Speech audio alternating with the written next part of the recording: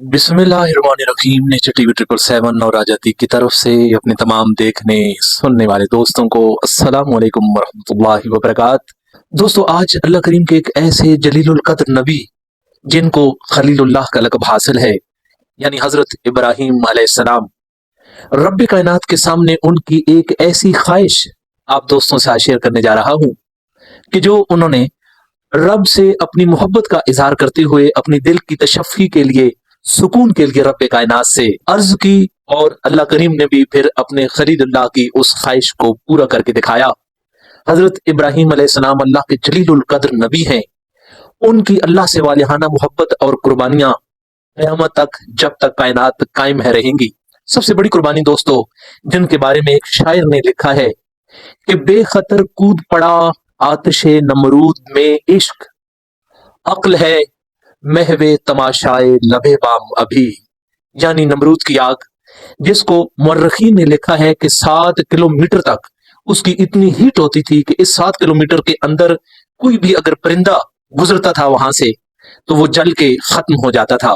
उस आग में हजरत इब्राहीम अलैहिस्सलाम ने रब्बे कायनात की मोहब्बत में अपने आप को कूदने के लिए तैयार कर लिया। और नमरूद ने अल्लाह को मानने की खातिर कि तुम अल्लाह को मानते हो, मैं अल्लाह हूं, वो वादहू ला शरीक नहीं है, अगर तुम उसका इकरार करोगे तो इस आग में जला दूंगा। हजरत इब्राहीम अलैहिस्सलाम उसके लिए तैयार हुए।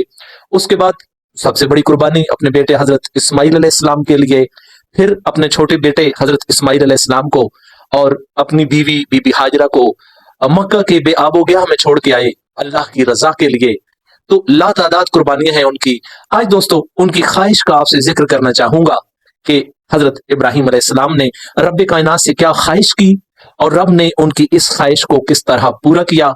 आज आप दोस्तों से वो शेयर करूंगा।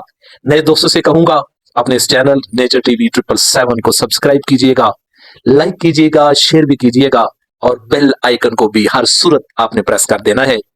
चलते हैं हजरत इब्राहीम अलैहिस्सलाम की अजीबो गरीब ख्वाहिश की तरफ। हजरत इब्राहीम अलैहिस्सलाम जब तिलावत करते तो 1 कोस तक आपकी आवाज सुनाई देती थी। लोग सुनकर कहते कि ये खलीलुल्लाह की आवाज है। आप क्योंकि अल्लाह के बहुत ही महबूब थे, एक दिन अल्लाह से अर्ज करने लगे, ऐ रब्बे कायनात, तू मुर्दे को किस तरह जिंदा करता है? अगर तू मुझे मेरी आंखों से ये सब दिखा दे तो बहुत ही अच्छा होगा। रब ने फरमाया, क्या आपने यकीन नहीं किया?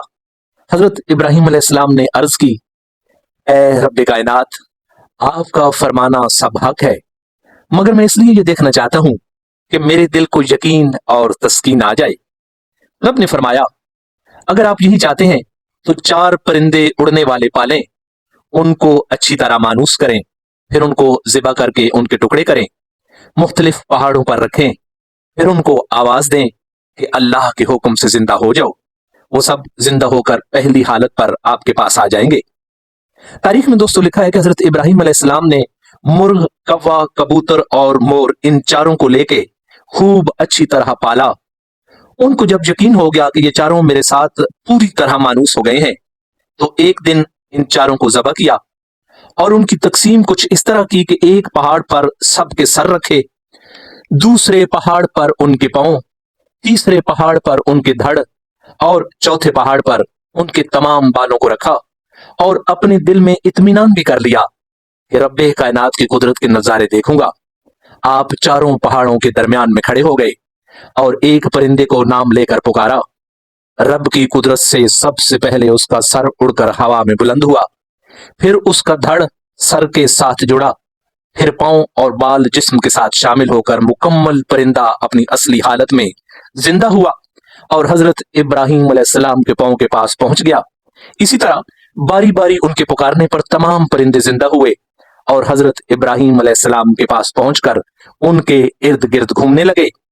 यूं दोस्तों, रब्बे कायनात ने हजरत इब्राहीम अलैहिस्सलाम की इस ख्वाहिश को पूरा किया और उनको मजीद इत्मीनान क़ल्ब नसीब हुआ। मजीद मालूमाती एजुकेशनल वीडियो के साथ इंशाअल्लाह आपसे होती रहेगी मुलाकात। अब चाहूंगा इजाजत, रखिएगा अपना खूब खूब ख्याल। अल्लाह ने निगहबान।